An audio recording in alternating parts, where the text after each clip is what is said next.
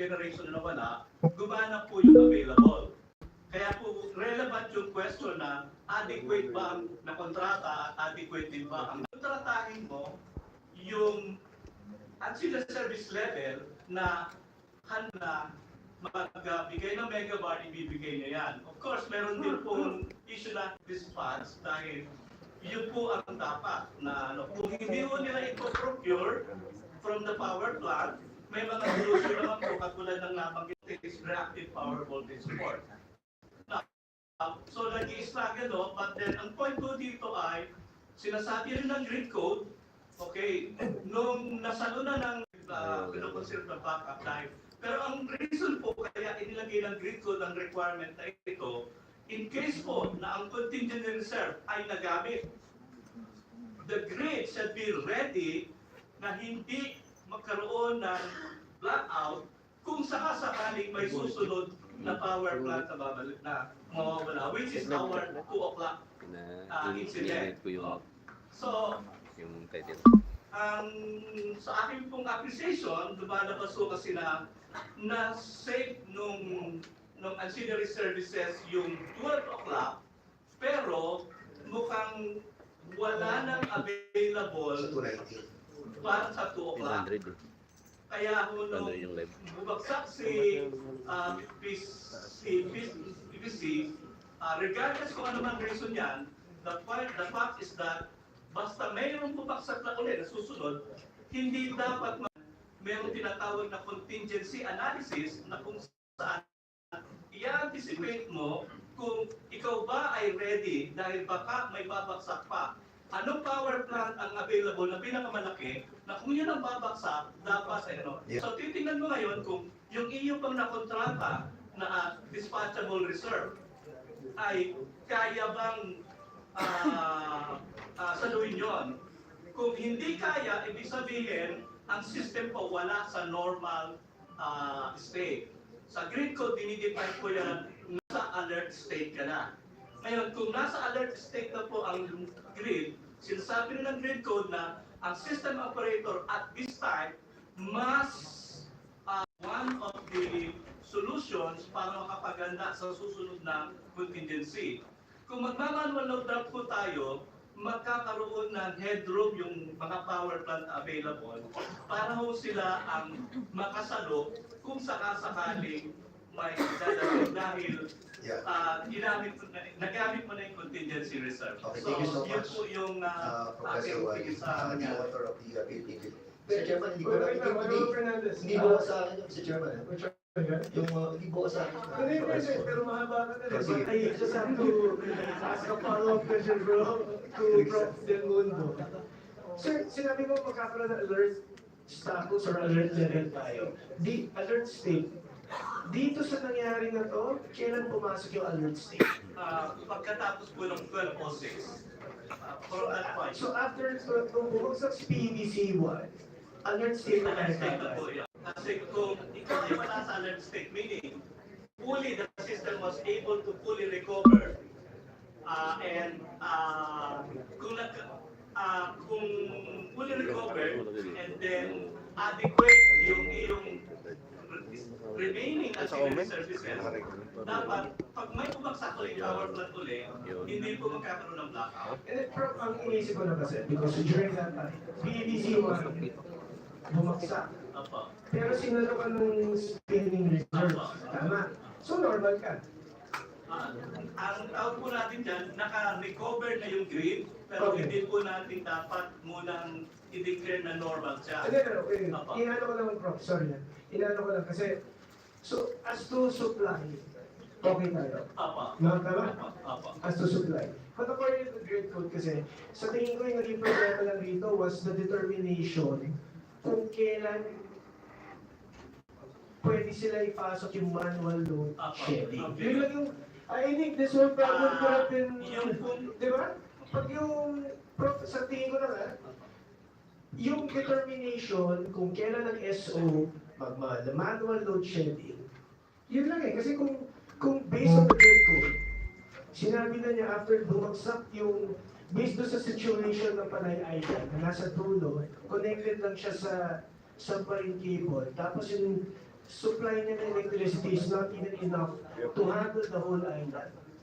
Indetermination lang, Prof, kung kailan pwede ang isang SO mag-manual load shedding. Kasi, nung narinig ko kasi, Prof, based on the statement ng NGCP, based on the grid code, hindi pa sila, they can't do manual load shedding. So, sa tingin ko merong i-adjust dito, if restrict the square, or if not, I think that's for the interim grid management committee to decide. Pero sa tingin ko, yun yung naandun lang eh. Kung na-handle yung kung pinayagan, or talagang they're allowed, then doon mo makikita kung saan ako. Yun nga po, kaya po yung grid code dahil po sa sitwasyon na yan, nililinaw din po ng grid code na ang responsibilidad magdi-decide in real time ay ang system operator. Meaning, hindi po sila maghihintay ng kahit na sino para utusan sila na mag-manual load dropping kung kinakailangan. It is their judgment call. Kaya po ang sabi ng grid code, the system operator shall implement this, shall do this. And immediately after doing that, they must report to the ERC their action. Because it is possible na pwedeng mali ang action na gagawin ng system operator. And that's why the grid code says, report to the ERC your action during this period. Dahil kailangan i-determine ng Grid Management Committee na tumutulong sa ERC kung ang naging action ba ng system operator during this period ay tama o mali. So yun po yung... Thank you, Prof. Yun nga, Mr. Chairman, that's the reason why we were asking a while ago yung kanilang ancillary services that they have procured. Dahil nga nakita natin that ang sinasabi ng Philippine Grid Code, dapat adequate frequency contingency reserve ang kanilang pinapure. But apparently, with all the exchanges of comments, we have proven that even the ERC was telling us that kulang talaga, hindi siya adequate. Kaya pupunta sa huli, bibigay at bibigay. Dahil hindi nga po adequate. Ang masama lamang, hindi kayo nagsasabi ng totoo yan. Dapat nagsasabi kayo ng totoo sa amin para at least nabibigyan natin ng peaceful resolution ang lahat. Pero kung patuloy kayo magsisinungaling dito sa kongresong ito, na para bang kaya nyo kaming lokohin, we will be compelled talaga to cite in contempt. Kasi nakakapikot. Mga taga-Iloilo, nagpipikot kami pa kaya. I've been fighting this for 5 years already. And not only the blackouts are being considered one of your faults. Ang dami yan. Resent. Di ba? Yung transmission rate, which is being now handled by Chairman Mona Lisa de Balanta, thankfully, nagkaroon na ng initial determination. Can you give us some details about the process of trying to get the refund of the 35 billion?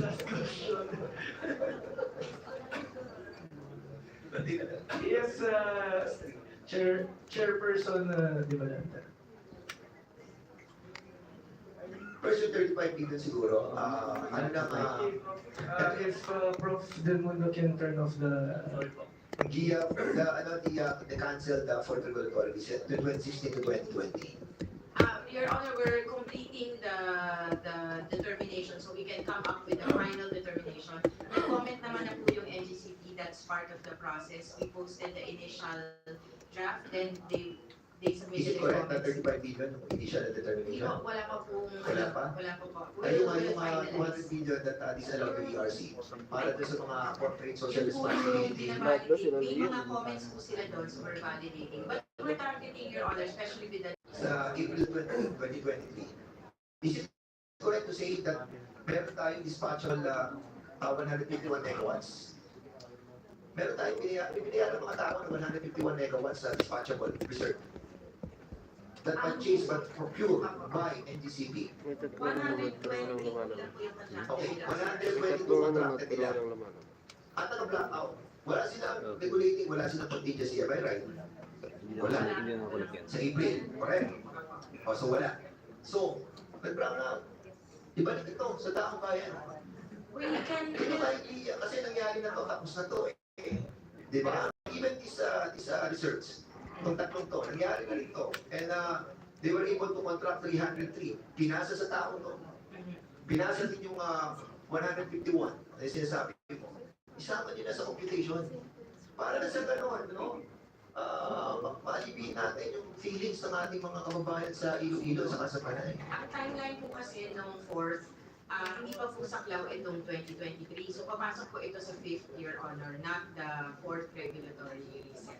But I have to commend you for a job like that in TRC. Hopefully that we will be able to really have a resolute decision pertaining to the refund.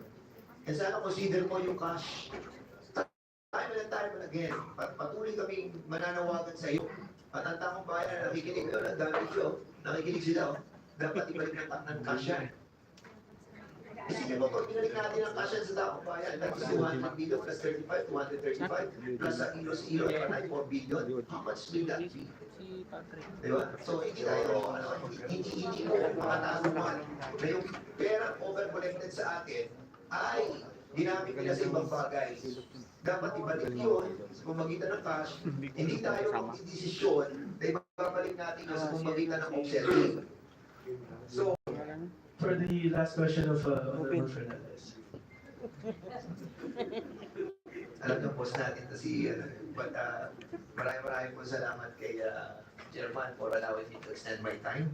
Mamaya na lang uli ako magtatanong sa loob ng Chairman. Para Thank you, magbigay Honorable natin Fernandez. ang pabalik ng Chairman. Maraming salamat, Honorable Fernandez. Next on the list, we have four more to go. Honorable Reyes. Thank you, Mr. Chair. Actually, most of my questions have been answered already, but I'd like to reiterate again and ask NGCP. It says here that the operational responsibilities of the system operator, determining, acquiring, and dispatching the capacity needed, supplying the required grid ancillary services. In your record, ano yung na-contract ninyo for that particular period?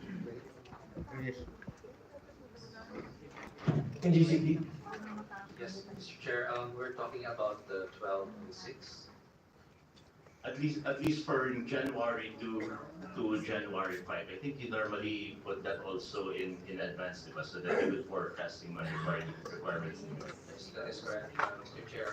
The one that we have with the Honorable Fernandez, that's the levels of the ancillary services on January 2. We also have levels for January 3, 4, and 5, Mr. Chair. Yeah, what were those? Let me check my records first, Mr. Chair.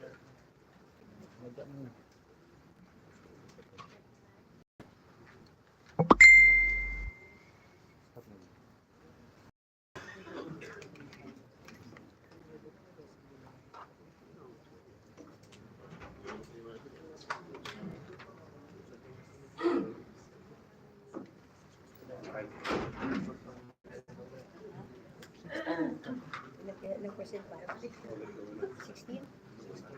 Yes, Mr. Chair. For the one that I discussed a while ago, that was for January 2, so let me start the levels for January 3, Mr. Chair. For January 3, the scheduled ancillary services providers are for regulating reserve. There's a maximum of 94 megawatts, and lowest is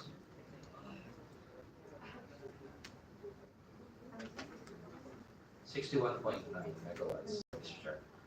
For the contingency reserve, the scheduled capacity was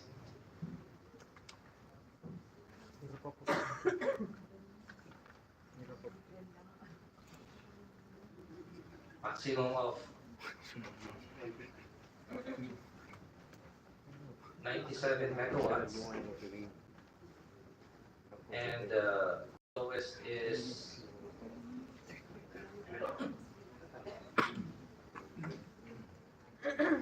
32 megawatts, Mr. Chair. And for the dispatchable reserve,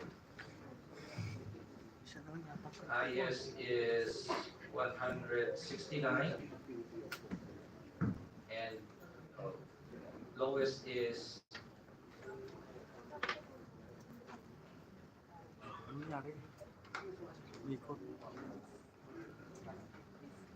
150 megawatts. Mr. Chair. And that's Your one. dispatchable reserve. Mr. Chair, that's 151 for the dispatchable reserve. Sorry, who confirms your numbers? Yes, I was about to ask. Sorry. Yeah, no, it's okay, Mr. Chair. But yes, who confirms that these are the needed, this is the required, the requirements for that particular period? Is there a regulating entity that confirms this? Or hindi ba dapat sa ano yan? Sorry, Honorable Reyes. Isn't ERC supposed to be checking on... Yes, Honorable Timalanta. Yes, Mr. Chair. As mentioned earlier, the required levels are fixed levels. They're not on I know for the requirements of the system, NGCP schedules them. But for example, NGCP's own bid bulletin as of December 27, 2023, indicated, and correctly so, the required levels for Visayas for regulating as 108. And they have contracted 100 megawatts for regulating. For contingency and dispatchable, the requirement is 153 megawatts corresponding to the largest unit in the system. And they have only contracted 30 for contingency and 84 for dispatchable. So their ability to do the schedule are limited to what they have contracted. Okay, thank you. So I guess the question with NGCP is, why weren't they able to contract the required capacity needed for these? I believe that both ERC and DOE will have such data because they're the ones who have the power profile, you being the grid operator and the system operator, which also we have to question. That's why, Mr. Chair, as already pronounced by our Secretary of DOE, Secretary Utilia, and even the President, that we recommend the revisiting of the franchise and exploring the possibility of separating the two functions. Thank you. So, thank you, Mr. Chair. So I'll go back to the original question. Why has not NGCP contracted the sufficient either contingency reserve, auxiliary reserve, and dispatchable reserve? Yes, NGCP. Thank you, Mr. Chair. When we conducted Mr. Chair the ancillary services competitive selection process, there was not enough capacity offered by generators for these ancillary services, Mr. Chair. Within the Visayas, Within the Western Visayas, Visayas. Mr. Chair, that's correct. Not enough. So, but then it was, but then you are mandated to acquire it. That's correct, Mr. Chair, but we only depend on the availability of ancillary services provided, Mr. Chair. Okay. And I guess the question I'll direct the question to DOE. I believe ASIC Marasigan will probably have an idea during that time as to why given that there is already a ready market, there is already a willing buyer for the spinning contingency. What were the economic conditions during that time as to why there was nobody willing to contract with NGC or the system operator back then? Or if anybody from ERC or DOE would know this? Yes, ASIC Marasigan. Thank you, Mr. Chair, and thank you for the question, Cong Reyes. Just to have some idea before, way back in 2019, when the Department of Energy formulated the policy on ancillary services, including the formulation of the reserve market, there was a window provided by the Department of Energy for NGCP to convert all their non-firm contracts on ancillary services to firm. That policy also contains that in the absence of the reserve market, NGCP is required to have 100% compliance to this firm aspect. Unfortunately, this was not done by the NGCP. And when our CSP policy for ancillary services was promulgated, there was a provision there that they should inform and get approval of the Department of Energy on the CSP documents, particularly the invitation to bidders and the terms of reference.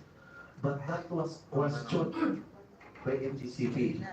Even it contains the letter that they provided us. It contains constitutionality issues. And before they conducted the CSP, it was actually after the show cause order of ERC.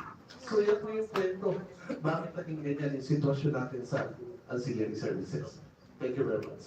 Sorry, asking Mercy, does this apply just to Western Visayas or the whole country yung problema sa ancillary services? The whole country, yes, Mr. Chair.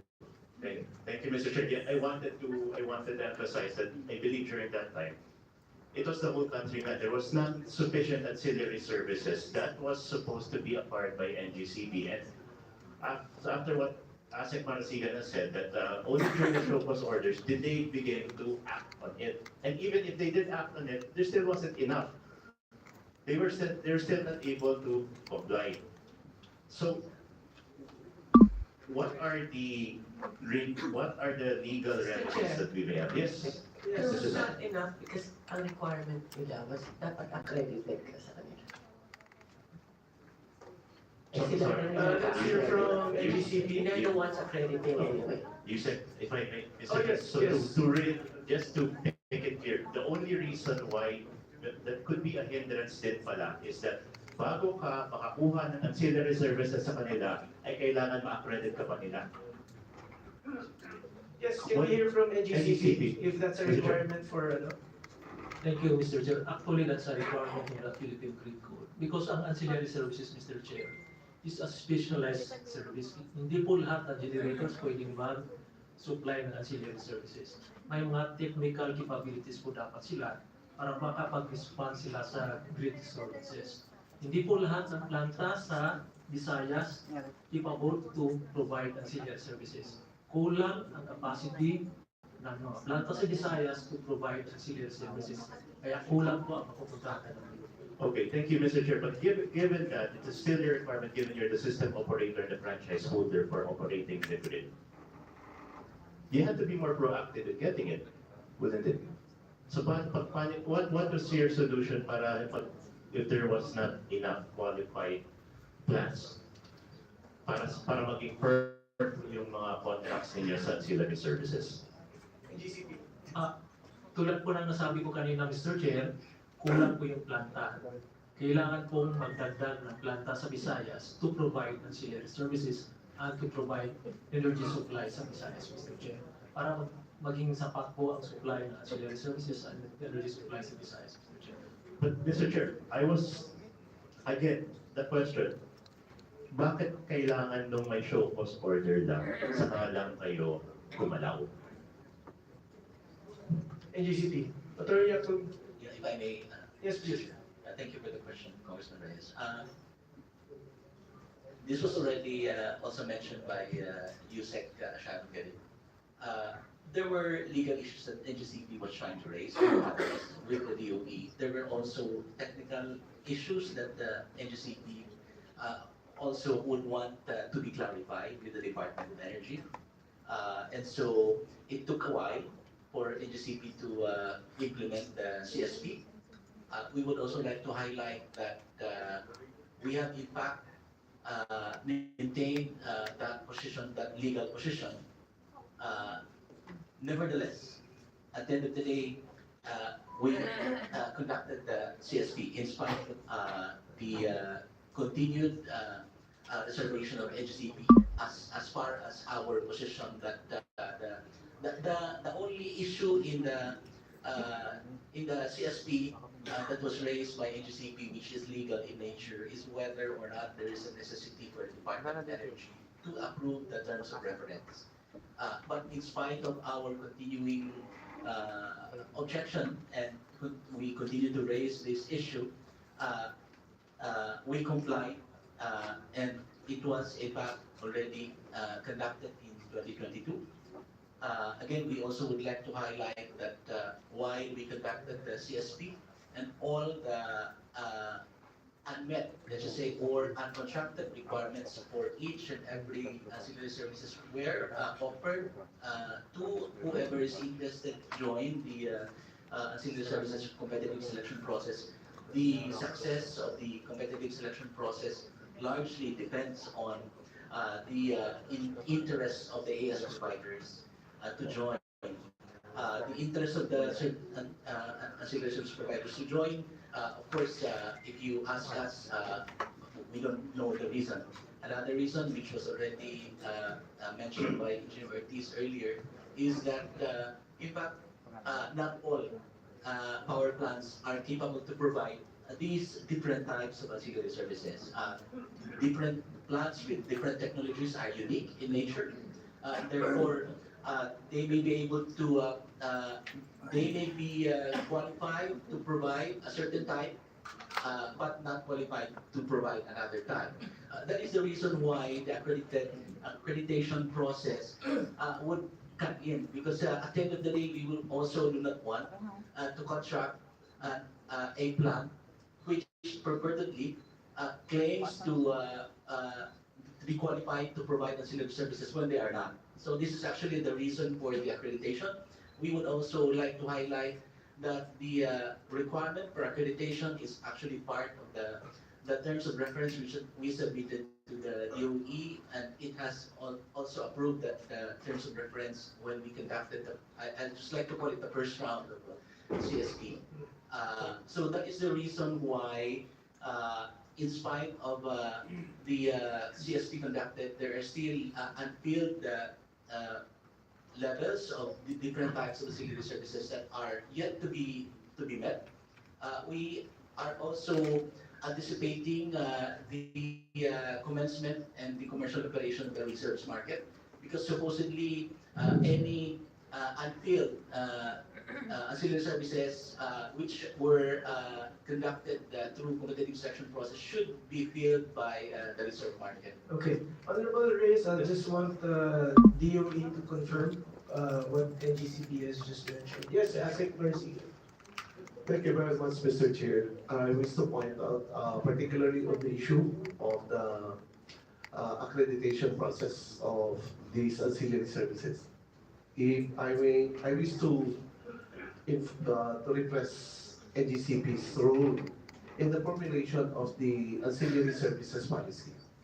They were part of the technical working group, and the problem that we have seen is that NGCP's position that they cannot complete the testing of all facilities of all power plants to be accredited as ancillary service provider, specifically in March 2020, wherein it was indicated in our AS policy.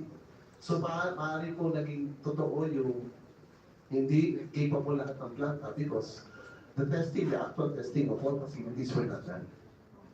NGCP, can you reply to that? This is only as far as the information I received, Madam Chair. The testing, of course, would require proper coordination between NGCP and the generator who want to be tested, if they are qualified or not. And of course, this would already require the scheduling of the testing, whether the generator is available, whether our personnel is available, and whether the system would allow such testing. It is not just a simple test where you go to the power plant and check whether there are boxes to be ticked, and then sign the accreditation. So this is a very technical process in nature, which would require not only the proper coordination as to whether the plant is ready to be tested at a certain point in time, whether the personnel from NGCP is also available to test, because of course they have to consider also the others who also apply for testing. So how many have applied for testing that you have tested for accreditation?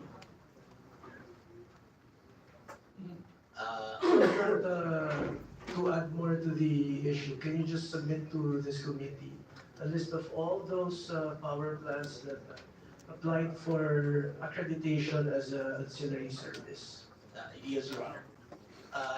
If I may also, Your Honor, there was a question hanging earlier Yes. as to what was the basis for the system operator to be lumped as one in the privatization of the transmission sector. This is, and I would like to read Section 7 of the IRR of the IPIRA.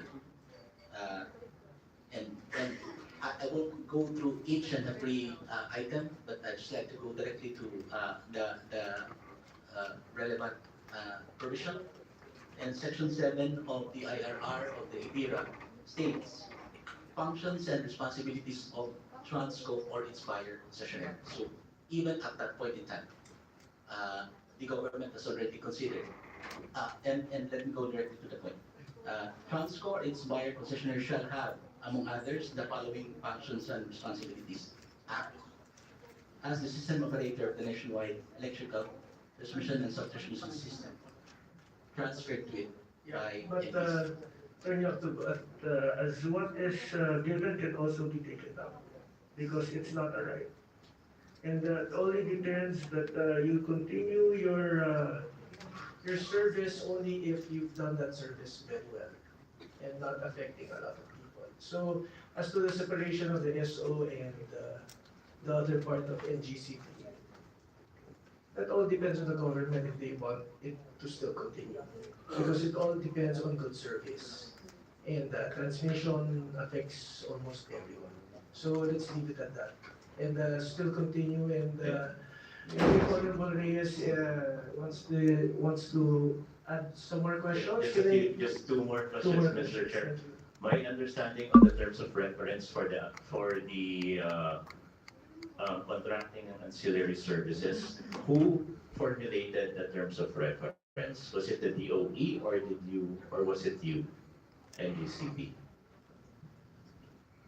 The terms of reference is already included in the circular, if I'm not mistaken, or is it a No, sorry, I am asking who formulated it.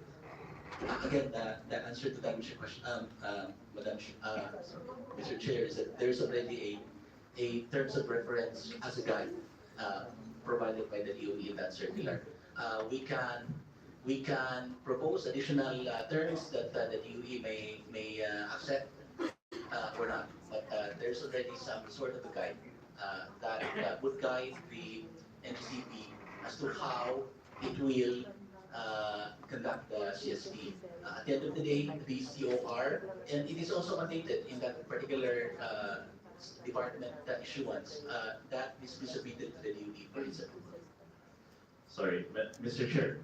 Last DOE question on formulated the TOR for you to comply with. And my understanding during the course of this discussion is sometimes you question DOE on the policy of the TOR para sa ancillary services ninyo. Tama ba yun? NGCP? It's actually, among others, a legal question whether there is really a basis for the TOR to be approved by the Department of Energy. Mr. Chair. Why are you questioning the policy formulator?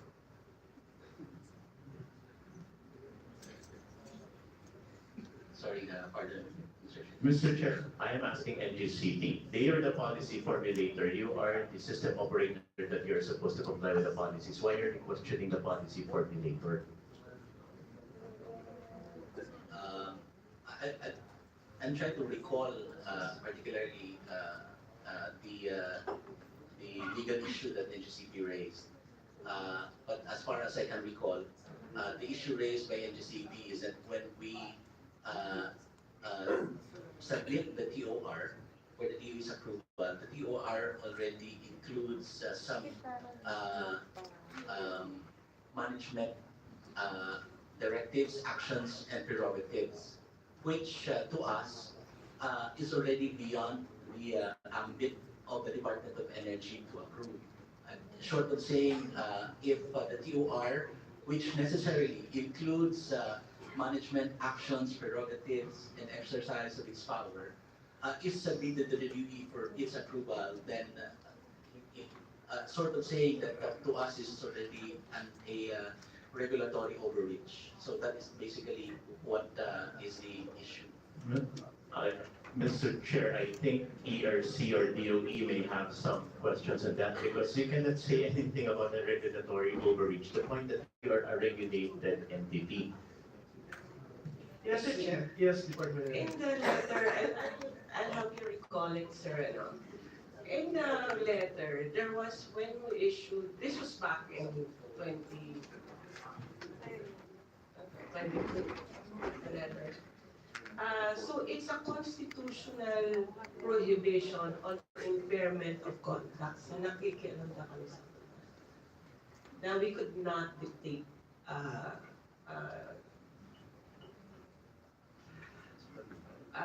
we cannot dictate them because they have a concession agreement. I guess so, Mr. Chair. However, this is not may national interest and security concern at all. So I think the point that the reason why they have the one that has to actually impose the DOR should be either DOE or ERC to you and not you submitting to them what they will follow. So I don't think the overreach isn't ERC or DOE. I think the overreach of the control that you want the system is in NGCP. And Mr. Chair, I'll just add Yes. some reason is that the letter B is DOE has no regulatory powers over NGCP. Because despite the fact that DOE is mandated under the same to be to exercise supervision and control over all government activities relative to energy projects, what they cite is because in the concession, the concessionaire as a regulated is to be regulated by the ERC. Kaya we've always had that debate and it clips I think that that issue is for another Yes, I did hearing. But yeah, Mr. Chair, but I guess that for the last, I wish to request from the NGCP all of the requests from the power plants that all of the letter requests for the power plants for accreditation that they have sent for accreditation so that they could be qualified for contingency reserve, ancillary reserve, or dispatchable reserve. What is the status of these discussions with them, and what is the status of the acquisition and contract acquisitions in it for that? I think that's all for now, Mr. Chair. Thank you. Honorable Reyes. Yes, proceeding, may we now recognize Honorable Matiba.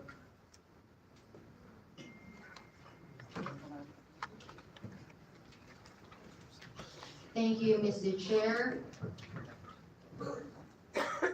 After how many hours of discussion here, I just want to ask Mr. Chair, do you think it's about time that the system operator or the system operation of our country be back to the Philippine government? Kasi as I can see, tinuturo din naman ng NGCP ang DOE.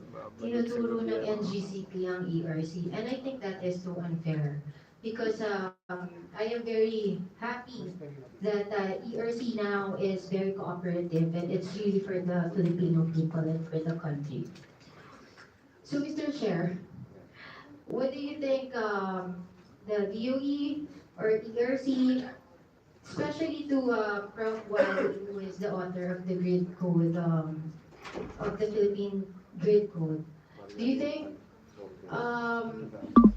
obviously, what happened there is a simple negligence or a failure to exercise a prudent judgment in managing the grid. So before I go there, I want to ask, Mr. Chair, is Mr. Christian Ereno, were you there during that day, January 2, 2024, 12:06 p.m.? Yes, Mr. Ren. Yes, during that day, the dispatchers were there, and then when the event happened, I went there. Okay, so you were in that place wherein it is your responsibility and it is your responsibility to think and decide to exercise a prudent judgment whether to do market intervention or the manual load dropping. Senate, Mr. Chair. Yes, Mr. Ren. Yes, Mr. Chair, the day-to-day operations are being handled by our dispatchers. As I mentioned a while ago, there were three, and so after the incident, I was in Cebu in the office. I went to the control room together with some of our colleagues, and we were discussing the measures in order to restore the the Panay. So, Mr. Chair, you meant Mr. Ireneo said that there were three people who were in that place. Am I right? That is correct. There are always three people, 24/7, manning the control center. Mr. Chair, may we get from Mr. Ireneo the names of those three personnel or dispatchers of NJCP? Yes, if NGCB can submit the list of names of the dispatchers during that incident. We will submit, Mr. Chair. Thank you. Because, Mr. Chair, I think this is a simple case of someone sleeping in the noodle house. That's why I would want to ask if the government is now ready to take over or to give back the system operation back to the government. Para naman siguro sa simple judgment call na it is a very unfair happening for the people of Panay. Billion ang nawala. It was a horrible economic loss. And I could just imagine how our representatives from Iloilo, from Guimaras, how would they take good care of their people, especially those who are sick. So sana, maiwasan natin yung ganito situation na parang kapag may natutulog ulit sa pansitan, siguro pwede na nating sabihin na managot criminally and administratively sa Ombudsman or Sandigan Bayan. Now, Mr. Chair, I would like to ask our very hardworking Ma'am Chairperson Magalisa de Malanta, if ever we already get that person responsible for this happening of the blackout for 3 days in Panay, what would be the possible penalty for this? On the part of the ERC, the responsibilities we are looking at and therefore the scope of penalties we can impose are not on a person-to-person basis. It's on SO, on NGCP as far as its performance of the SO. But maybe it's worthwhile mentioning, we have started last year our coordination with the DOJ for the implementation of the penal provisions of EPIRA, because the penal provisions of EPIRA are on individuals. They have not been put to action. So we've started working with DOJ on forming a task force so that we can also activate the penal provisions of the FERA. But that will go to the regular courts, not under ERC jurisdiction. So for the amount, Mr. Chair, how much penalty could they impose? Maximum ko 50 million lang ma'am per violation. So 50 million. So very easy for them to rectify this, no ma'am. So going back to my first question, do you think, Mr. Chair, I want to address this to the OERC or even to the author of the Philippine Grid Code? Would you think that the government is already ready to take back the operations, the system, the SO for our country? In relation to this, Mr. Chair, I am very happy also to see the video of our President BBM because upon this happening, he already stood his view and he would really want to help in rectifying our electricity problem. And in relation to this, Mr. Chair, I am aware that the Maharlika funds is being considered to be invested to the transmission facilities. It is my opinion more than the financial investment to transmission industry is for the government to really take back the system operations. Especially now, they are just pinpointing all of their issues to the government, so why not just take it back? Thank you. Yes, Transco, if you can answer if you already have the competence to perform the functions of the system of trade. Thank you, Mr. Chair. On behalf of the DOE, I would like to manifest that Transco is very much ready to take over system operations. Thank you, Transco. And if that's the last question of Honorable Madiba. That would be all, Mr. Chair. Thank you. Thank you. And last on the list is Honorable Challenger. Ma'am, it's your time. Mas meron to pa eh.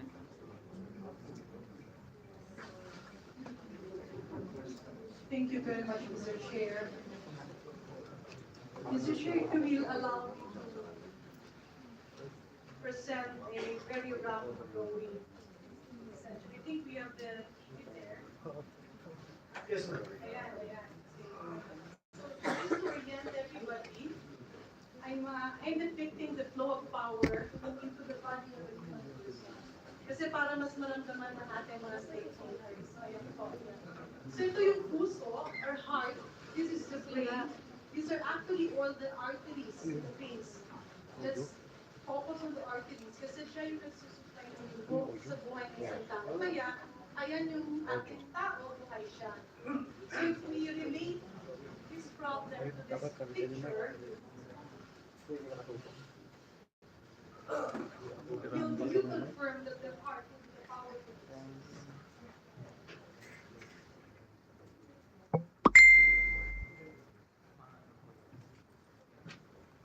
ayan, mas clear. So it's a clear picture. This is the brain, the heart, the vessels, or the arteries, and this is the human being. Or we can refer this to an organ. And puso, can we relate that? Probably we can answer it. Can we relate that to the heart as the power producer? Is it a yes? Okay. And these arteries is the transmission lines, or NGCP. So I take it as a yes. At ito naman are the consumers, or the distribution utilities. So with this photo, yung ating kasing puso, our heart is actually 4 chambers. So you pump blood in, the blood goes out. And it's regulated by pressure, demand. Kung mataas ang demand, mas magpapump siya ng lalo. Kung mahibaba naman ang demand, mabagal naman yung kanyang pag-pump. What happens if there is a problem? Let's say there's a constriction. Kasi smoker ka, o nagkaroon ng bara. By physiology, there are actually tributaries. Kaya nga marami yung arrows, marami yung transmission line. Kasi kung iisa lang yan, let's say example, tumaas yung, nagkaroon ng konting problema dito sa isang chamber. magko-compensate. Medyo bibilis or lalakas ang puso, pero para patuloy na nabubuhay yung tao, maghahanap siya ng collateral. And by nature, there are actually collaterals because that's how life is. In other words, when this happened, let's look at the heart, the four chambers of the heart, the power producers in Panay. And based on the chronology, I was listening earlier on Facebook. I heard that there was an initial trip of a power producer. Kasi kung sa puso, ang nangyayari yan, let's say yung baga mo, may tubig. So pag may baga yung tubig, in between these two chambers is the lungs. So kung may baga, kailangan na lang mas malakas na pressure. So aakto yung ibang chamber.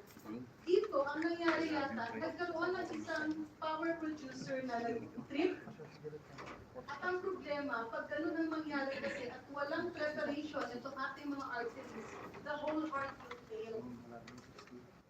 And I'm just correlating it, na kasi dapat ang nangyayari, pag may problema sa isang chamber, magkakaroon ka ng collateral, pwedeng magnipis, let's say yung blood flow is not 100%, it can be 70%, it can be 50% or 30%, and there will be collaterals.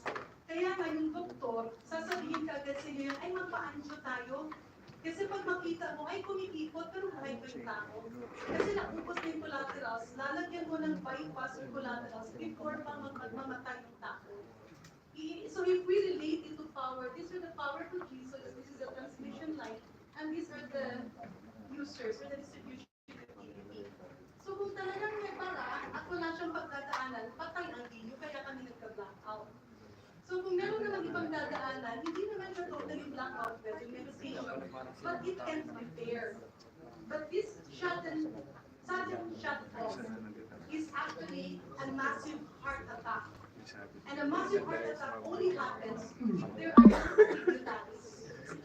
Yung wala ka ng madaanan, na maski tornilyo, or not the tornilyo, the middle, maski karayo ay hindi makadaan. And in a human body, physiologically speaking, when the heart stops, everything stops. Kung patay ang puso, patay ang tao. Pero kung patay ang utak, you can have a brain dead person but still living. Patay ang utak, pero buhay pa rin kasi ng puso. In this case, the heart died because the tributaries were not present. That's what I'm getting. I'm trying to lemonize it kasi parang hinto ang tulakan. So may I get the opinion, Mr. Chair, of our stakeholders? We can listen from DOE and then NGCP and the district utilities. In this chart, saan tayo nagka-problema?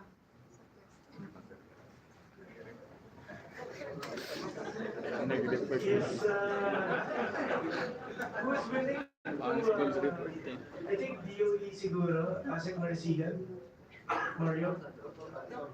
Dr. Mario. Hindi po ako doktor. Well, yung pong pagkakarelate ni Cong.Dan, I believe that that is a good representation. Having one of the chambers first na-collapse, may problema, but hindi na-address ng mga arteries, yung mga collaterals. Kung bumilis yung puso, kasi kulang na isang chamber, so kailangan bibilis yung pumping ng puso. So ready dapat yung collaterals para magdaanan. But apparently, hindi nagkaroon ng sufficient na collaterals, walang ginawang sistema o nagkulang para ma-determine saan patadaluyin yung mas mabilis na pagdaloy ng dugo. Kung kaya sa halip na ma-arrest at ma-recover yung isang chamber na nawala, nag-collapse yung lahat ng chamber. So that's how I perceive po yung representation. Thank you very much po. Mr. Chair, maybe the other stakeholders. Yes, from the stakeholders. From NGCP. Yes, Mr. Ortiz. Thank you, Mr. Mr. Chair, Chair. if I may, my first question is, does NGCP agree that in this setup, you are the arteries? Tama po, Mr. Chair. So my next question is, saan po nangyari ang problema? Ang problema po, Mr. Chair, nung una, nagkaroon ka ng problema sa isang chamber, yung PEDC1, nag-trip siya. Tumitibok pa rin po yung puso, Mr. Chair. Kaya nga, meron pang isang chamber ng huminto, at nire-revive ito po, Mr. Chair, nilagyan ng mga aparato, yung katawan ng tao. Kaya lang, biglang ito yung ibang chambers. Bakit? At hindi naman inaasahan nito sila. Yun po ang tinitingnan natin ngayon kung bakit biglang ito yung dapat hindi hinto. Yun dapat ang malalaman natin para mabigyan natin ng kaukulang solusyon para hindi na po mangyayari dito, Mr. Chair. Mr. Chair, tama po si Sir Galit Ortiz. At napakagaling niyo pong, if you were a doctor, dalawa tayo, pwede kang maging doktor, pwede kang maging abogado. And pardon me for this, but you are a better lawyer than a doctor. Kasi po, tama po yung sagot niyo na nagkaroon ng failure sa isang chamber at nag-spread siya sa apat. But by physics, by science, ang failure kasi, hindi yan biglaan. Isang chamber mag-fail, maghahanap yan ng paraan. But if all chambers fail, it's because there's a total blockage. Kaya nga yung tao, pag may-block sa puso yan, he or she can live for years. But then you're going to start the field, kaya may opportunity, kaya nagkakaroon ng mga bypass. And in this way, talagang napakalaki kasi dapat yan, napakalaki ng aorta. And that's actually your main line. The aorta is very deep at hindi yan mapapara kasi napakalaki. Yung mga para dun na sa dugo. And in this case, your transmission lines also acts in the same way. So, kung napara yun ng total, dalawa lang yun. Super sira na siya, o may sira na talagang matagal ng sira, na-limited, or wala siyang madaanan over the years, probably hindi nagkaroon ng collaterals. At pagka wala kang collaterals, it simply means you didn't initiate any construction. So we need to resolve this, Mr. Chairman, because if the statement of DOE agrees to my comparison, and NGCP also agrees that is a little bit lawyery, pardon me for that, the issue now, natuwa kami kasi may ilaw na kami, but actually what we did, what you all did, and what DOE's leadership did, is to resuscitate the heart. Nag-MI siya, nag-heart attack siya, i-resuscitate siya, pero wala kang ginawa, anytime mamamatay pa rin siya. Would you confirm this, NGCP, Mr. Chair?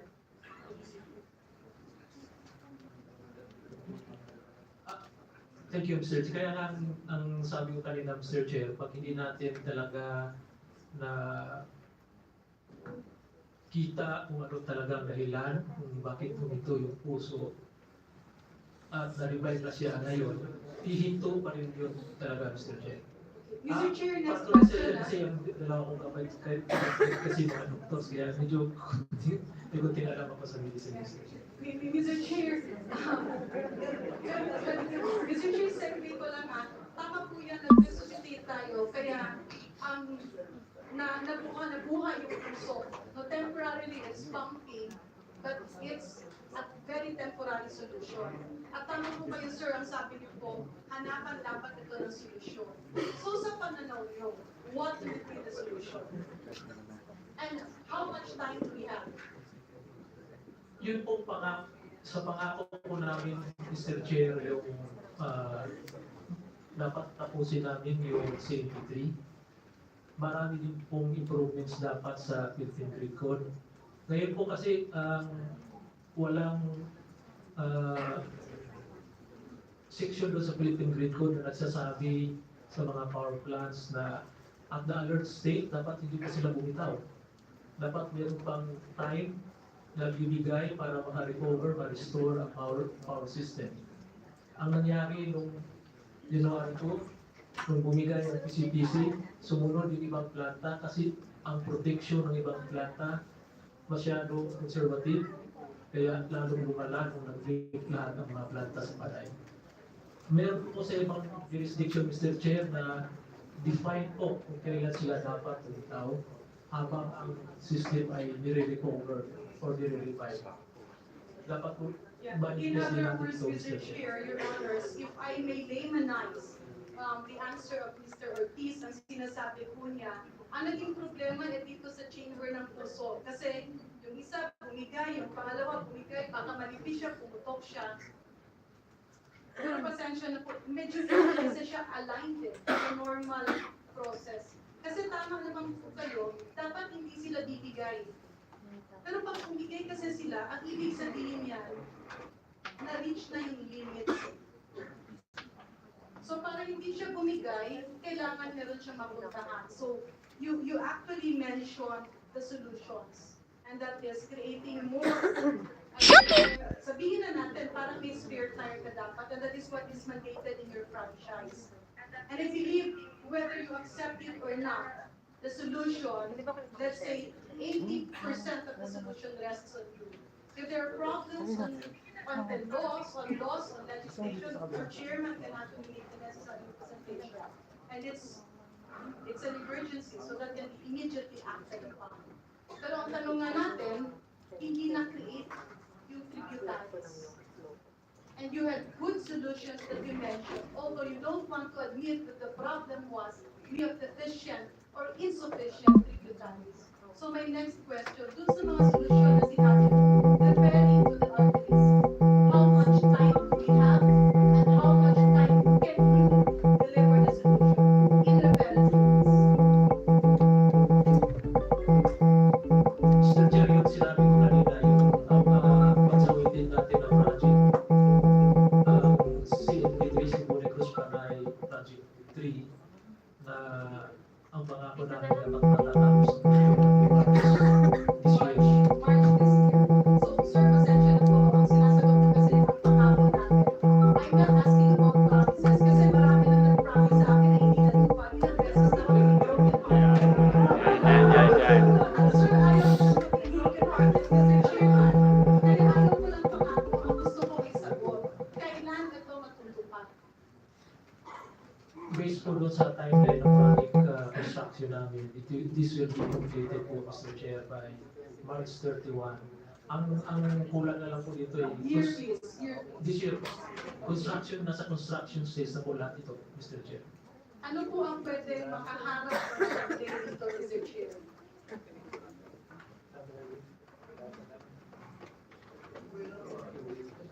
Wala. Mr. Chair, wala na pong right of way project issue. Maaari lang kung ipahinto kami ng mga LGU sa construction, pero wala na rin po sa tulong ng DOE. So, construction na lang din po talaga ang finishing na ng construction. So, Mr. Chair, Your Honors, if I may, ulitin natin, andyan yung puso, nag-heart attack siya, namatay siya temporarily, you were all able to resuscitate it. Now, you have until March 31, 2023 to be able to provide a permanent solution so that the heart will not have a heart attack again. So are you saying that by March 31, 2023, and that is by April kung saan magiging mas mainit ang panahon at mas malakas ang konsumo ng kuryente, we will not be experiencing another blackout?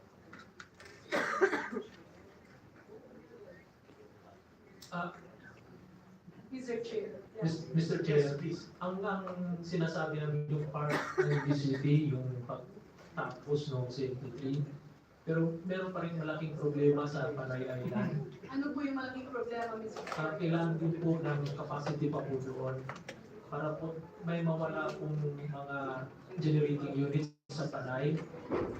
Locally, meron pong available na papalit po doon. Sa ngayon kasi wala kaming na source sa Panay for ancillary services ng RR, CR. Ang na-source lang namin doon yung reactive power support sa yung dispatchable reserve na maliliit lang po mga planta. Kung kailangan Pardon me, Mr. Chair, pardon me, sir, for my ignorance. By saying source, pwede naman na yung source ay nasa Luzon din or talaga hindi pwede? Yung kung galing sa Luzon at galing sa Mindanao, hindi po sila makakapag-provide ng ancillary services. Dapat locally available dito.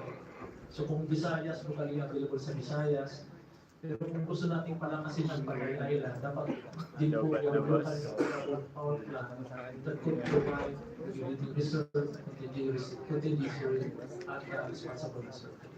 Mr. Chair, may I now shift the question to DOE? Kasi ang sagot nga ng NGCP is, they're going to solve the problem by March 31, 2024. 24 this year. 2024. Tamo sir, si Mr. Ortiz naman, kanina pa po 2023 na 2023, yes siya ng yes. 2024 na pala. Hindi pa po natin Mr. Chair yung galing ko.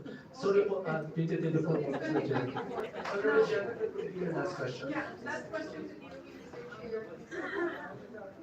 Ang ibig sabihin ni NGCP, yung puso daw hindi raw nakapastretch, kailangan ng mas malakas na capacity. That's why the blackouts can still happen if it occurs. Do you confirm this? And are there solutions in the pipeline? And maybe you say, Before Mario or Yusek answers, up to March 2024, it is possible na mangyari ito ulit. Because the CNP is not there. This is one of the major reasons. So we're we're in danger for the next 3 months. 3 months. But if we're saying that that's the only solution, then I'll leave it to Mario and Yusek kung ano yung iba pang system or any generating improvements na kailangan natin before and after siguro. Thank you. Yes, as a president. Thank you very much, Mr. Chair, Galit. As we have indicated earlier, we will provide the committee on the list of committed projects in Western Visayas, particularly in Panay. As we have indicated earlier, we have several conventional and renewable energy project proposals, not only in Western Visayas, but particularly in Iloilo. There is a hydro project in Galit. Then we have also biomass cogeneration project in Pasig and several other projects. So we will submit it to the committee. Thank you, DOE. Honorable Galit, or last, please. Yeah, if you said Malasigan can answer my question in relation to the response of Mr. Ortiz. He mentioned and then you said ito yung mga nasa pipeline. But what's the timetable? So that I know about the biomass in Pasig. One in Paras also is not yet operational. The listed projects that we have as committed are in the period of 2024 up to 2026. So In other words, if we have let's take away from now until March, yung after March 31 muna. Lalo na yung dun sa summer. Mawawala yung problema? What's the possibility? Dapat po kasi mayroon pang kasabay na ibang project yan. Particularly the Mindanao Visayas interconnection project, as well as the other component of the CNP of the Cebu-Negros Panay Stage 3 interconnection project. Why? Because immediately we have around 400 megawatts from Mindanao that can be transferred to Visayas. And if the CNP project is completed, these 400 megawatts can reach as far as Panay. But as also indicated in the discussion earlier, it's not only the CNP Stage 3 project. There are substation and other facility components that will ensure na hindi lang po yung available yung stability of the system also entails additional facilities like pag-upgrade po ng mga substations. And this is NGCPs. Also, lahat po yan outside ng transmission. Yes po. Doon po sa isang nakita ko dokumento, in fact, yun po entire Panay dapat magkaroon sila ng 220 kV. At para po ma-enhance yung sa Iloilo side lang, may tatlo po yata identified na 100 na substation na dapat i-increase up to 100 megawatts. Hindi, isang buwan din yan. 100 MVA. So tatlo po yun na dapat makuha. Tapos yun po nabanggit kanina ng ating representative na ating GM from Iloilo na yung po protection system na dapat na yung start from Kasi makakatulong po rin yan. Kasi kung marami, alam po natin maraming renewable energy galing sa Negros. So, to ensure na maganda yung quality ng power pagka-transmit sa Panay, kailangan po natin ng mga ganitong facilities. So, kahit kung meron tayo linya, kung kulang naman yung mga facilities natin to make the system stable, makakapagkarin pa rin natin. Thank you very much. Mr. Chair, will you allow NGC to respond? Yes. For them to give us the actual timelines and Well, I think NGCP will already be submitting certain list of projects in the TDP. substations. Yeah, and we're going to have another round of So, sige ma'am, let's just hear when the substation upgrade, Where is it already qualified? Is it under construction? Is there already time when it's going to be completed? Mr. Chair, Yes, you said. the substation that they're talking about is actually underwent some negotiation period. It's needed to be upgraded kasi nag-i-increase yung demand ng Iloilo. Now, you need to upgrade that despite the fact that you will still have that. Kailangan kasi ng city yan eh. They had a problem with the owner that hindi sila nagtugma. And we met the parties last month already with NGCP. We're all working together naman to fix that problem. NGCP, more was there also. And I think they're trying to arrive at an agreement. Hindi ko na alam yung terms na kasi yan ang commercial transaction na. Because I think the distribution utility, once it finished sana by next year, kasi nag-i-increase na. Actually, they want it before summer. Pero that's impossible. And the problem there is actually on the construction, the length of construction, which is around 400 days. So, ang target nito is supposed to be December. Yes. Pero supposedly, ang commitment is December 31. Doon sa Senate happen. December 31, 24, yes, hopefully. That's Yeah, Mr. Chair, potentially we want to put a closure on this. So NGCP was the problem on the back. Is it your payment? Is it the price? AGCP, so Panay is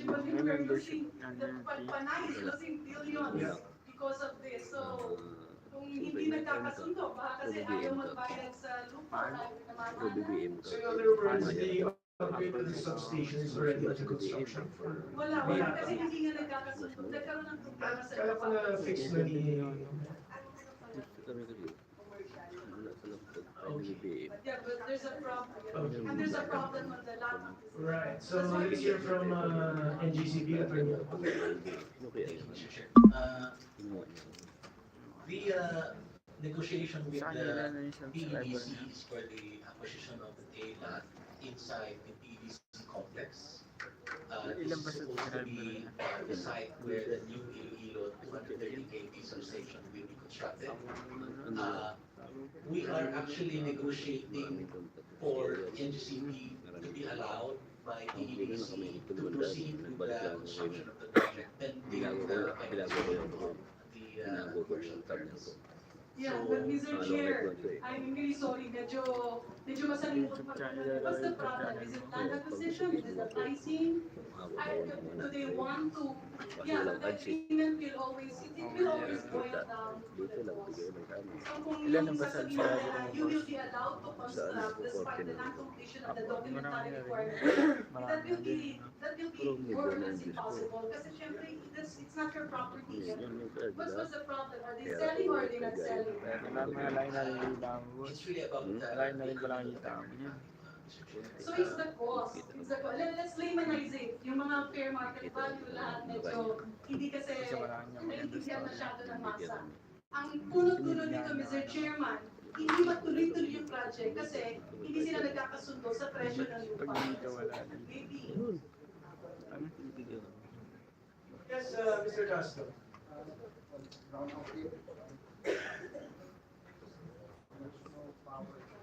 Attorney, if you can turn off your mic.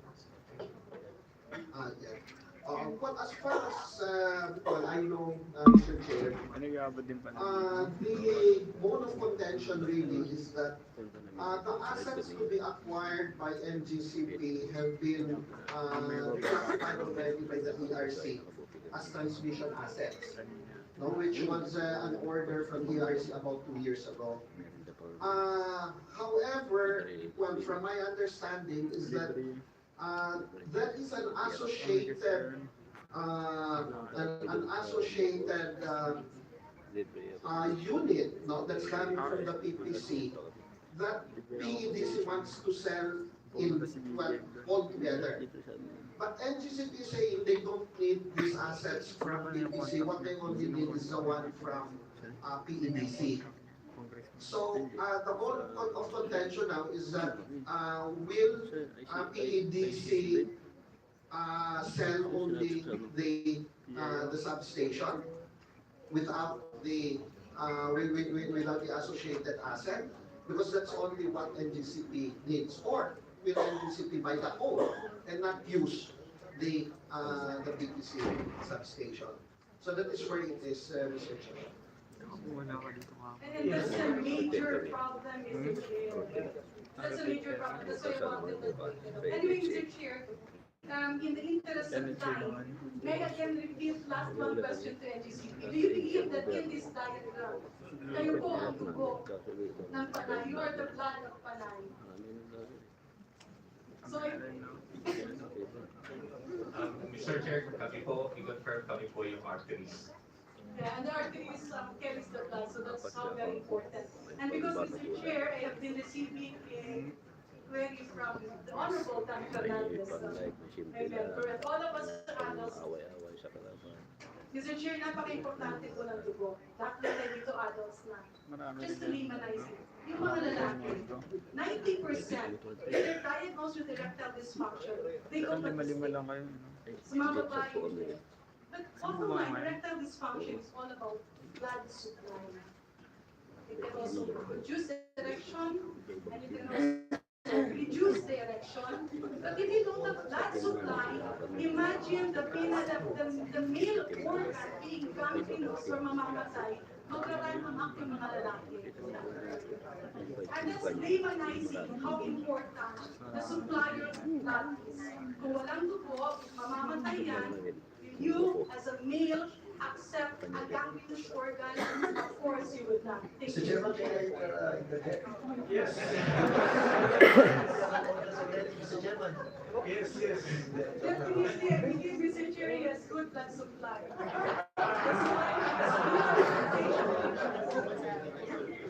Thank you, Honorable Galit. Mr. Chairman. Thank you, Honorable Fernandez. And I would like to take this opportunity. I heard that there is no second round anymore. And I'm just happy to tell this committee that you have handled this hearing rightly. Congratulations. And we prepare sa lahat. Because we have spoken so much.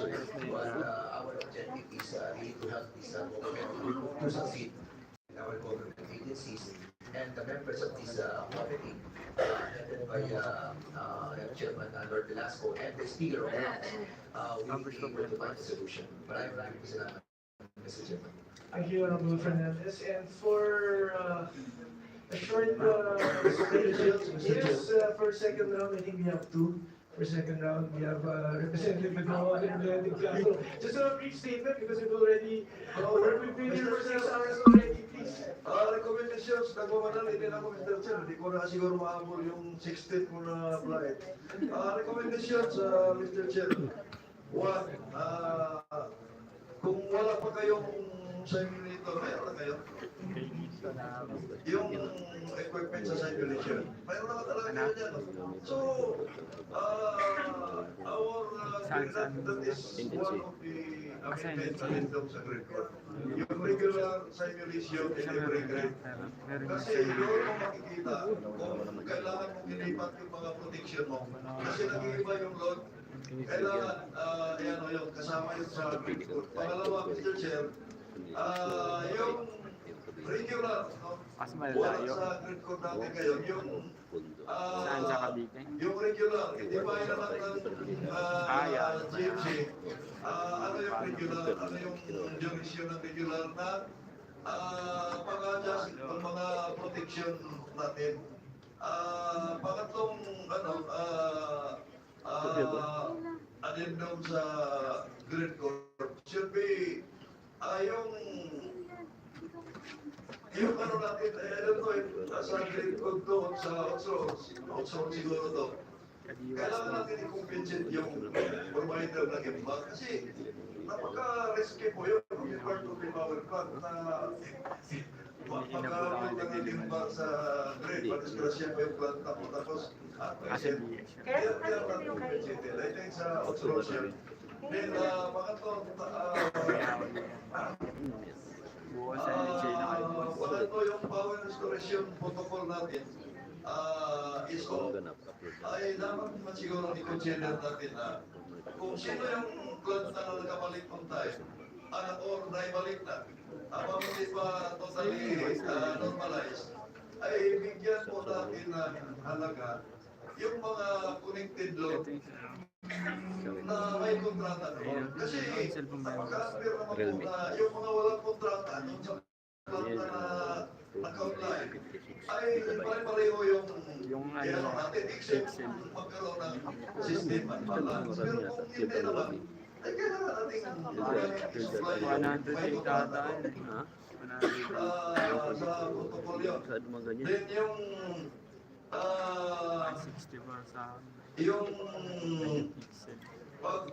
pag-reinstate natin ng grade management committee na magkakalaga po yun. Kahit ako, tulad ng dati, I am willing to volunteer. Kahit kunting may maitagdag tayo doon. Based on experience. Kasi hindi lang naman lahat ang nakakaalam yung professional electrical engineer. Kung minsan din, most of the time, yung pa-engineer, mayroon din may dampa. Then, sa reporting naman po, again, this is a grade code natin, ay baka po pwedeng silipin natin na ang reporting ay hindi lang during may mga significant incident. So, i-report din natin yung may mga significant changes, the ISO, now should report to the regulator o to the Grid Management Committee yung mga significant changes in load at saka yung location ng mga bagong power plants. Dito papasok yung i-reiterate ko yung natin kong recommendation na dapat ang DOE mayroon siyang as much as possible kung saan i-locate yung mga bagong planta. Hindi natin pabayaan na yung pupuntak ng planta talaga dito ako dahil mura yung lote dito, yung lupa. Siguro i-consider din natin yung future na kung malayo ka, marami tayo kailangan ng mga auxiliary na hindi aakma. So, Mr. Chair, may bill kami dyan, nakapinting sa committee, matagal na. Amendment po yan ng Section 45, yan ng IKEA. Naibalik natin si Napukor sa Power Generation for Auxiliary. Kailangan i-put up niya yung pinakamalaking unit, equivalent to pinakamalaking unit of that grade, para government control yung pagpapatak po sa kanya. Then, basahin ko lang, Mr. Chair, in brief, yung sabi ko na, yung grid code kasi, nakadesign siya na magkaiba talaga. I have no against NGCP. Ang sinasabi ko lang, nung nag-renap to, talagang nakadesign siya na magkaiba yung PNP at saka ISO. Tingnan mo yung 7.6, 0.1, 0.2, the transmission network provider under the advice of the system operator, 7.6 under 7.6. Dalawa na kagad sila minensyon dito. Ito. 7.7.2.1. The grade owner and all the users shall provide the system operator in writing. So talagang magkaiba siya. 7.7.2.2. Following the issuance of significant incident notice by the system operator, the grade owner or the user, blah blah blah. 7.7.2.3. A joint investigation of the significant incident shall be conducted only with the system operator and the grid owner and the user. So, ulit-ulit, sinasabi lang dito, ready na to sa yung grid code is ready sa yung hiwalay. But I'm not saying na ngayon pala, hiwalay na ngayon. Tinukoy ko lang na yung grid code is crafted na magkahiwalay yung nag-operate sa dalawang function. Thank you, Mr. Chair. Thank you, Honorable Lugo. Kita sa point mo.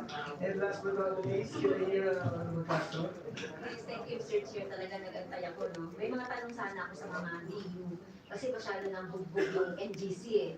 At nakita na natin yung root cause. Sorry for that. Bugbog na bugbog ng NGC. At nakita na natin yung root cause. At ang NGCP. NGCP. So, maganda yung naging takbo ng hearing, Mr. Chair. Nakita na natin yung root cause. So, yun naman yung plano, yun naman po yung objective ng hearing na ito. So, katulad ng description ni Dr. Galit, Congressman Dr. Galit sa sistema ng pagbibigay ng kuryente, ay talagang interconnected yan. So, hindi pwedeng, hindi pwedeng simulan yung isa, di ba? At lahat talaga may papel dito, Mr. Chair, sa nangyari sa Panay at hopefully hindi na mangyari yan sa ibang mga lugar. So yung mga tanong po sa mga DU for preparation lang po for the next hearing, kaugnay nung, halimbawa, ano ba yung ginawa ng mga DU, yung mga power distributor, kasi yung kayong, hindi kayo pwedeng maligtas dito. Kailangan meron din po kayong naging role sa dito. Siguro next meeting na yan, paghandaan na lang ninyo, no? Sa more, marami rin akong tanong sa more, Mr. Chair, no? Yung tungkol sa more, yung ano ba yung ginawa yung more to protect the whole system, no? Paghandaan na lang yan, hindi ko naman kailangan ng tanong. Hindi ko naman kailangan ng sagot sa ngayon. Tapos yung, bilang meron kayong 30% na as demand sa Panay. So, paano po na ipag-ugnayan yung more sa GENCO at NGCP para maiwasan natin po yung blackout? Ano po yung mga proyekto ng more after ng takeover po ng power supply po dito sa Iloilo? Ayun nga, tinatanong ko nga si Cong.Dan kanina, bakit hindi rin kayo nagpatupad ng hindi nila po role yung automatic load drafting, pero dapat nagpatupad din po kayo ng MLP. So, kung nagawa din po ito, so paano hindi po sana nakatulong ito sa mga prevent. Ayan, nakikinig si Mr. Castro, no? Doon sa mga tanong po, dapat sinusulat na rin po para sa susunod na rin. So, makaganda yung ILP program ng IRC at DOE. Ilan na po yung ILP customers na board? Ito po yung ILP sa kapakinabangan ng ating madla. Interruptible load program. May mga malaking customers na di kumukonect sa kuryente ng DU, lalo pa kapag may mga plantang offline at generator lang ang gagamitin nila, pero ang gastos ay ipapasa sa consumers. So, yun po yung mga yung mga tanong sa susunod. Okay, sapat din ba yung kontratang supply ng more supply ng more power? Okay? At meron bang ginagawang planta ang power plants ang more sa Visayas? Okay, so paano ito makakatulong sa consumers? So, yun lang po, Mr. Chair. And last, para po sa DOE and ERC, moving forward, ano na po yung magiging recommendation ninyo? Kasi nagbigay kami ng recommendation bilang mga congressmen. So, kayo po, ano po yung magiging recommendation ninyo? ERC and DOE moving forward. Yun na lang po, Mr. Chair. Yes, maraming salamat, Honorable Castro, to my members. But before we adjourn, one last question. Because after so just like a while ago, like what I stated that I think the manual load dropping or shedding would have prevented what happened. So what was the reason lang? I just want to find out what was the reason of NGCP for not doing MLB? Yun lang. Did you guys look into the grid code? Ganun ba yan? Ang hirap kasi yung baka you went to the grid code, that's based on the grid code, based on your normal naman. So that's why you didn't do MLB. Is that right? Is that correct? That is correct, Mr. Chair. Which provision of the grid code specifically yan? 6.2.3.4. Can you read that provision?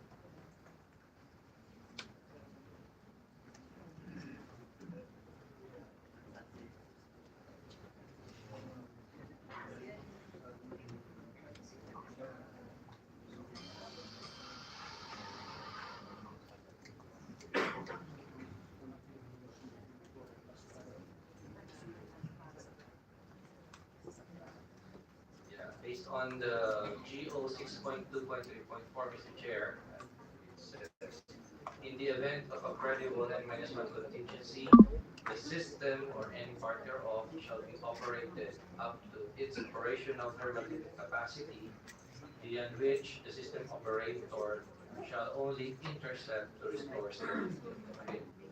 For the avoidance of doubt, manual corrective interventions shall not be imposed to delimit the power transfer capabilities of equipment transmission lines in anticipation of a secondary outage or N-1 -1. And the third paragraph?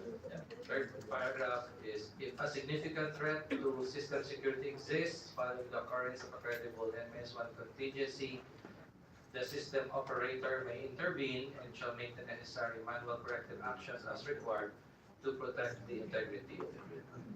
So, hindi ba clear doon na you guys can do MLD?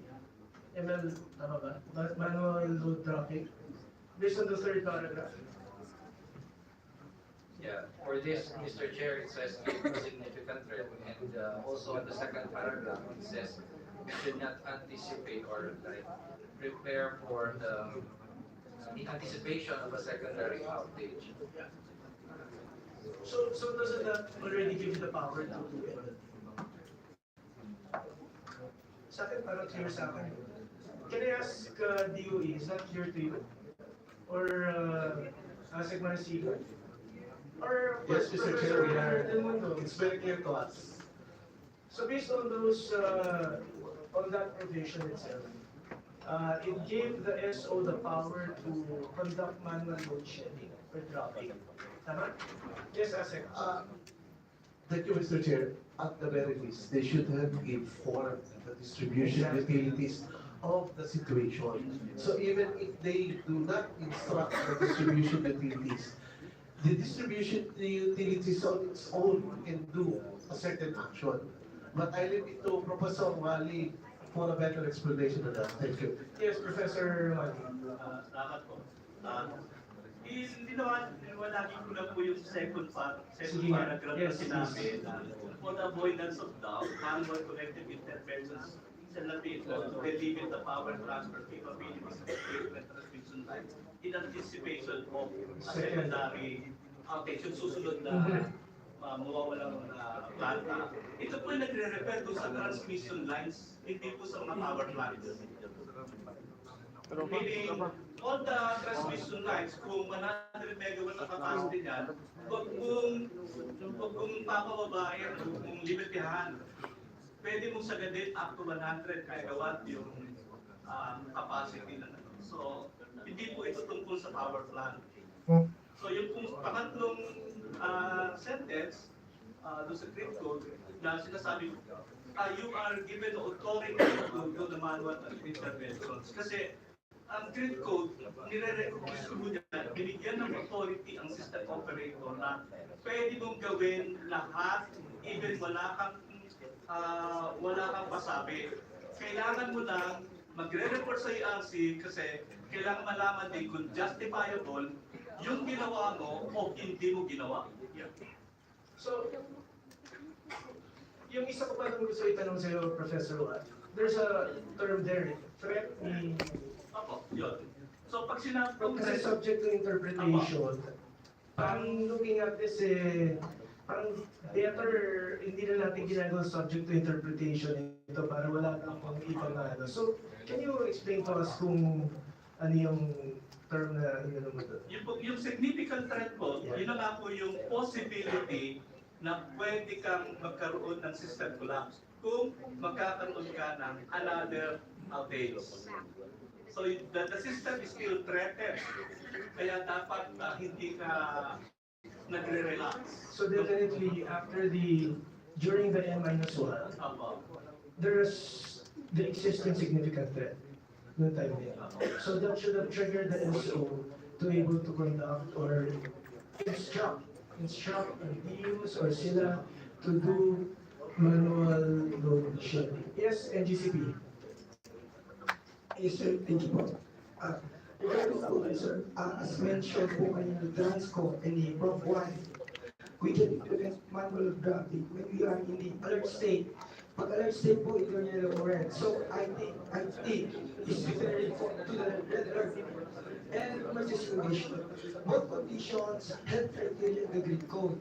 For red alert, the condition is operating margin is 0 or there's a generation deficiency. For our assessment, full Visayas lang. For the emergency condition, it is also clearly stated in the grid code na to be an emergency condition, first you have a single or multiple contingency. Meron nga po tayo, nag-prepare tayo nung minute, tama. But, and at least any of the following. First, operating margin is 0 or generation deficiency. Wala. Voltages are outside the limits of 0.9 and 0.10. Ibig sabihin, plus or minus 10%. Hindi naman. And then, loading limits of line are about 115%. Wala rin po. So, we are not red alert, we're not emergency. Hindi po warranted yung load wrapping.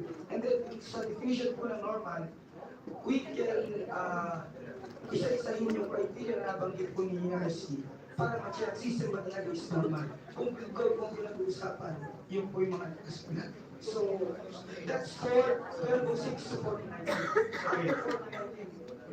Okay. So, hearing the explanation of NGCP, Professor Watt, and looking at total yung grid code naman natin pinasala naman ng ERC. So I think ERC should do certain amendments if warranted to make those amendments. Kasi parang subject to interpretation kasi. That's what I was saying. The only reason why yun nga di ba? That's the only reason why this all happened because it was subject to interpretation. There should be like set rules that are defined. I guess to NGCP hindi define yun. So on our part, mas gawin nating definitive kung talagang kaya pa. But wait, Professor. But my point is kasi, when the situation of N-1 happened already, so there's already a significant threat Why?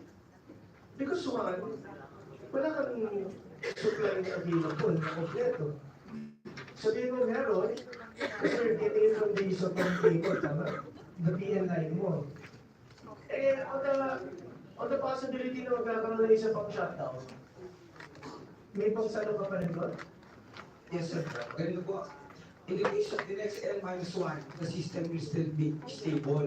Manakalagay din po sa grid code. Kasi nga, pag inisip natin, pag nag-trip yung line, bagsak na yung Panay, di ba? Wala kang talaga yung -1 if pag-tingnan mo Pero kung may nakalagay po doon, for areas without N-1, SIPs or the System Integrity Protection Scheme should be available until the permanent network configuration is in place. So for the Panay po, we have SIPs, we have the System Integrity Protection Scheme.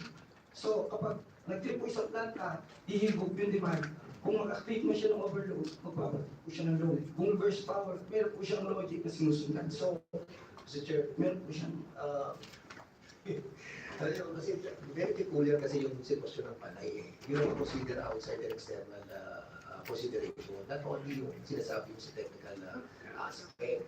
Eh, alam naman natin yung EDA talagang dulo. So, tapos nangyari, nagkaroon pa ng blackout mga nakarang February saka April. That have to be considered. Kaya dapat nga, doon pa lang sa unang outage pa lang, meron na kayong intervention na load dropping. Alam nyo kasi binibigyan nyo kami ng mga, kanina okay na eh.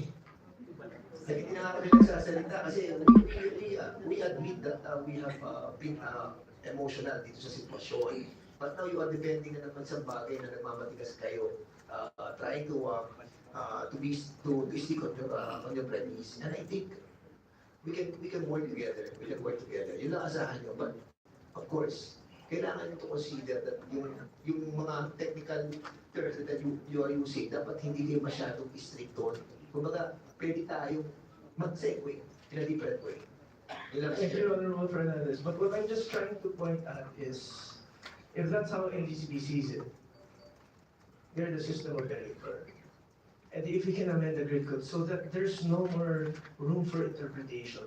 Para pag nangyari yung ganitong situation, they can already do it. Kasi if they don't do it, they'll be liable. So it's really a matter of accountability. So tingin ko wala na talagang takot, sorry. So walang takot. Wait. Ang ibig ko sabihin walang takot. Everyone walang takot. Sorry, lahat walang takot. No one's accountable. Mamatay sa power plant? Bahala na kayo. Tama? Mamatay ang distribution utility, maputol ang transmission, bahala na kayo.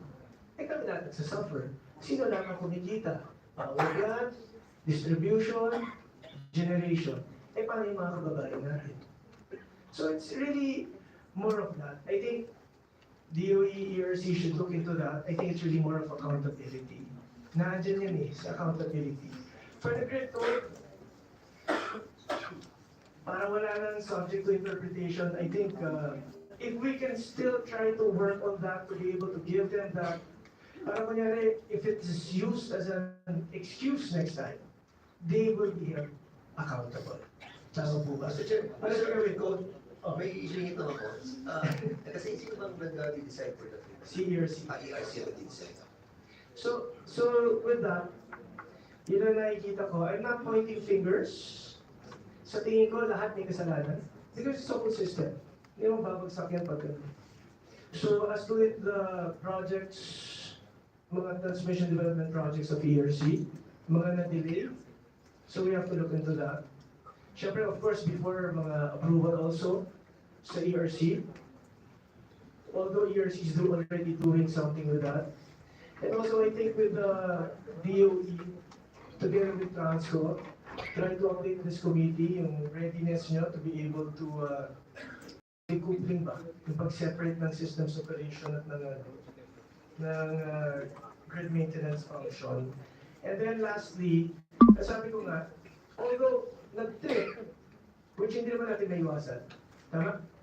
It always happens. That's why ERC has set certain standards na kung kailan gaano katagal ang brownout allowable, it's allowable. Ang hindi ko na maintindihan, to be honest, PCPC, pasensya na, hindi ko maintindihan bakit 3 days kayo bago nakabalik. Yun ang gusto ko makuha ng explanation. And I want that explanation to be submitted to the committee. Kasi, hindi ko naisip because how many hours is a coal plant required to be back online? Ilang hours yan? From a trip? 1 day? 1 day? No, days. Only hours, di ba? So I want an explanation from PCPC. Kahit hindi na ngayon, sir, kasi just submit to the committee para we can review it also. And lastly, before we hear the recommendations at mga gagawin ng DOE at ERC, ang tanong ko ngayon sa NGCP, 3 months pa, di ba, bago mawala yung CMP3 natin sa Cebu Negros, Panay. That's 3 months from now. Eh paano pag next week meron na nung bumagsak na PEDC or kahit anong power generator doon? Are we going to look at another blackout in the Panay and Guimaras Islands? As mentioned po by Yusef Garcon, we will be updating protocol. Actually, marami po siyang sinuggest na gagawin based on scope of 5 items. Part po yun yung protocol. So, we'll be working with them to establish this protocol during duration. Yeah, and lastly, from our August hearing, di ba pinag-usapan na natin lahat? Communication. It's just communicating. What happened last time? Communication. Ngayon, communication na naman. How come you guys don't communicate? Yun lang yun eh. You guys just have to communicate with each other. I don't know kung may mga bagaan dyan, but I think ERC or DOE should be on top of this. I-instruct na natin yung certain protocols of communication amongst DUs, transmission, and generation. Set tayo ng isang ganon. Para naman, we can't use for something as simple as communication in this day and age. Diba? Instant yan eh. Viber, text message, it's already there. So with that, again, maraming salamat sa resources, sa resource persons, sa ating mga members for their patience. It took us 6 hours and a half, but I think that's so small compared to the 4 days na nag-blackout sa Panay Island at Guimaras. Again, I thank you. We will have another hearing because there are certain commitments and submissions that we are asking. And also, maybe because this may already transform the committee as a watchdog on this certain situation na nangyayari. So definitely we will wait for the CNP to be online this March. Ng NGCP, kanilang promise. And we hope for something like this. Nangyari na po noong April, third time na pala, binagyan in February, 8 hours. ERC, yung February incident, I don't know if you have any incident report coming from NGCP. Is that from NGCP ang magagaling incident report? Can you also submit that incident report to the February blackout or tama ba? Attorney Batson? Okay. Wait for the recommendations of DOE and ERC before we adjourn. Yes, Mr. Sharon. Mr. Chair, thank you for this opportunity. We've taken note of all the requests and also the recommendations to DOE by the committee. And in the terms of Chair, what is worrisome for us, the Department of Energy is a third time or a fourth time, let's say now, because anything can happen in the next 3 months and also after that. So we have proposals on two things. No? We have legislative proposals and also I would like to ask the USITF on the plans on yung parang temporary, let's say, immediate solutions so that all the parties that are here can participate. First and foremost, the legislative, Mr. Chair, is revisiting the franchise of the NGCP. We've only listed 3 items, but we leave it to the wisdom of Congress. First is the separation of the systems operations of NGCP from the transmission network. And then second is giving more teeth to ERC because the problem with ERC is they can only find them for 5 million pesos. 15 na ngayon. And the same we can per day or per violation of each violation per day and also adjust it to the automatically, yung increases niya depending on the CID. Contributing, Mr. Chair, imprisonment in case of violations. Because those are the two. And then the third one, Mr. Chair, is the review of the 3% franchise tax in lieu of all other national and local taxes. It is quite low that they don't pay VAT nor corporate income tax in any other taxes for the local franchise tax. So in lieu of all, yes, sir. But in this committee, depends on what the recommendation of the committee is to on the franchise, no. But in this committee, we have an IPIRA amendments. I think it needs improvement also. Our proposal on in relation to the transmission sector, Mr. Chair, and this we can introduce also the separation of the two functions should there be a need, and many others, Mr. Chair, we will just submit it to you. And you can also tackle on the ownership side, whether there's foreign participation or not, Mr. Chair. And on the side of the immediate actions of DOE, I'd like to ask Dr. Guevara. As mentioned by NGCP, we need to enhance the SO protocol for supply-demand balance and triggers for emergency situation. Dinawin talaga natin kailan ba emergency. And then, consider having a headroom for Panay generators. Imbis na 100% sila mag-operate, baba natin to 85% para pagka bigla may bumagsak na planta, may sasagot pa ng konting capacity.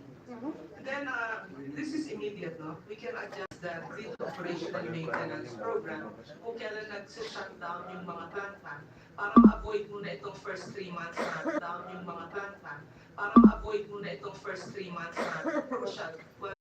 I want to thank our members and the resource persons for their valuable time and active participation in this meeting.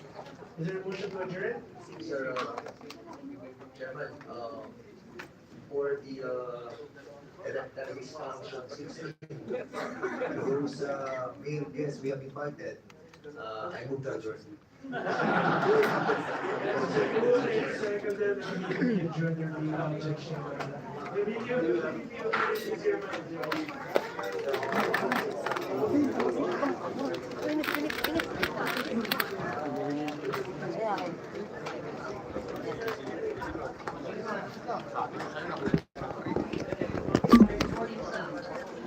Yan, thank you very much mga kabayan.